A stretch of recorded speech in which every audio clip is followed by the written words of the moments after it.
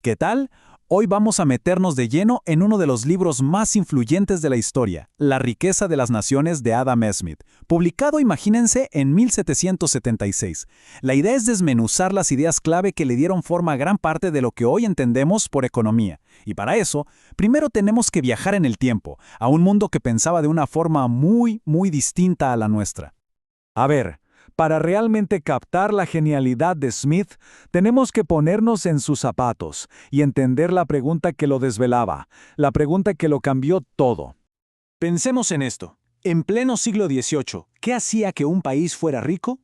La respuesta que todo el mundo aceptaba era el mercantilismo, una idea que sonaba lógica, pero que para Smith estaba completamente equivocada. El mercantilismo veía la riqueza de una forma muy simple: la cantidad de oro y plata que un país tenía en sus bóvedas.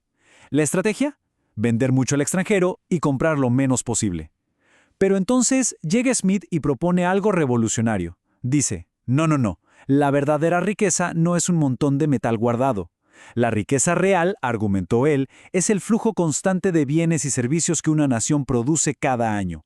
Un concepto que, ojo, se parece muchísimo a lo que hoy llamamos Producto Interno Bruto. Este cambio de enfoque no fue un ajuste, fue un giro de 180 grados. Ok, entonces, si la clave es la producción, la pregunta es, ¿cómo diablos aumentamos esa producción? Bueno, Smith encontró la respuesta en el lugar más inesperado que se puedan imaginar: una modesta fábrica de alfileres.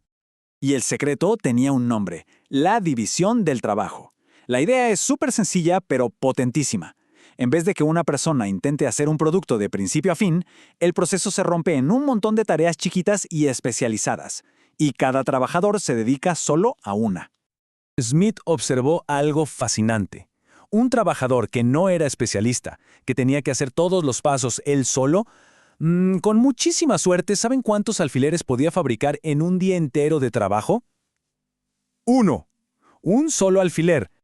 Pero ¿qué pasaba cuando se cambiaban las reglas del juego? El proceso de hacer un alfiler se dividía en unas 18 operaciones distintas, y se ponía un equipo de solo 10 trabajadores donde cada uno se encargaba de una sola cosa. Uno estiraba el alambre, otro lo enderezaba, otro lo cortaba, y así. Y aquí es donde la cosa se pone increíble. Esos 10 trabajadores especializados podían producir unos 48,000 alfileres al día. Pasamos de un alfiler por persona a casi 5,000. La productividad no solo aumentó, explotó por los aires. Ahora, la pregunta es ¿por qué funciona tan espectacularmente bien? Smith identificó 3 motores clave. Primero, la destreza. Si haces lo mismo una y otra vez, te vuelves un maestro en eso. Segundo, el ahorro de tiempo. Se pierde muchísimo tiempo cambiando de tarea, buscando otra herramienta. Aquí eso desaparece. Y tercero, la innovación. Cuando tu única preocupación es una tarea pequeña, tu mente empieza a maquinar formas de hacerla mejor y más rápido, y de ahí surgen nuevas máquinas e ideas. ¡Perfecto! Ya tenemos una máquina de producción súper eficiente. Pero ¿quién dirige todo esto? ¿Qué fuerza invisible coordina al carnicero, al cervecero y al panadero para que todos trabajemos juntos y tengamos lo que necesitamos? Uno podría pensar que todo funciona por la buena voluntad de la gente o porque hay un gran planificador central organizándolo todo. Pero Smith argumentó que el motor es algo mucho más básico, algo muy humano. Y esto nos lleva a su frase más famosa, que lo resume todo. No es de la buena onda del carnicero o del panadero que conseguimos la cena, sino de que ellos están cuidando su propio interés. El punto es brutal. La cooperación económica a gran escala surge de forma espontáneamente. Pero ojo, y esto es importantísimo, no hay que confundir esto con egoísmo o codicia, para nada. Smith se refería al interés propio mutuo. Cuando vamos a comprar el pan, no le rogamos al panadero apelando a su bondad. Le ofrecemos algo a cambio que a él le sirve, dinero. Le hablamos de sus ventajas, no de nuestras necesidades. Es un intercambio donde ambos salimos ganando. Ahora, este motor económico es una maravilla, pero no arranca de la nada. Para que funcione, necesita un combustible esencial. No puede simplemente aparecer. Y ese combustible es el capital. O sea, para que un grupo de trabajadores pueda especializarse en hacer alfileres, primero tiene que haber un fondo acumulado, ahorros. Alguien tuvo que haber juntado recursos para pagarles sus sueldos y comprar las herramientas y los materiales.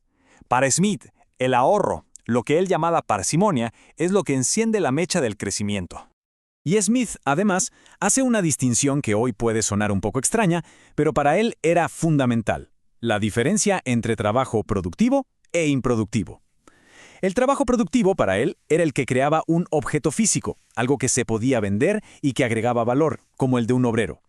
El improductivo, en cambio, era un servicio que se consume en el mismo momento en que se crea. Pensemos en un músico o un abogado. A ver, esto no significa que ese trabajo no tenga valor. Claro que lo tiene.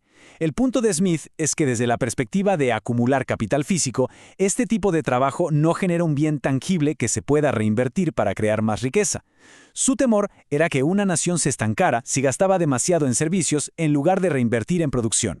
Bien, si juntamos todas estas piezas del rompecabezas, la división del trabajo, el interés propio como motor y el capital como combustible, llegamos a la gran visión de Smith para una sociedad próspera.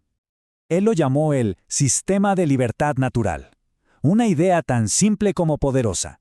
Un sistema donde cada persona es libre de buscar su propio bienestar a su manera, compitiendo libremente con los demás, con una sola condición: no violar las leyes de la justicia.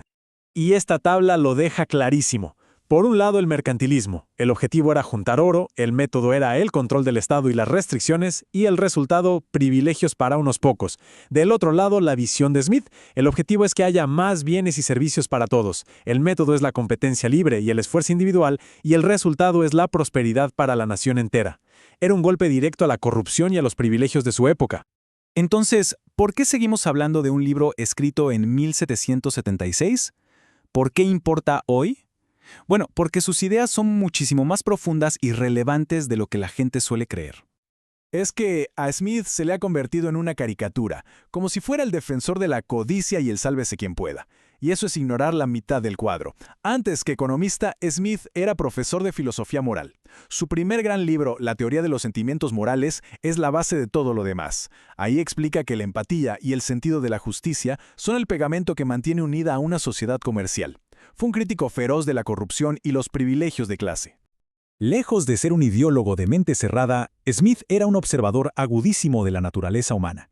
Su trabajo es una combinación de esa observación con una visión de cómo se puede mejorar la sociedad y la economía para el bien de todos. Es un pensador con muchos más matices de lo que se suele decir. Y todo esto nos deja con una pregunta final, para pensar: si estas ideas, con casi 250 años de antigüedad, todavía tienen el poder de desafiar nuestras ideas preconcebidas, ¿qué verdades fundamentales sobre nuestra propia economía se nos estarán pasando por alto hoy en día?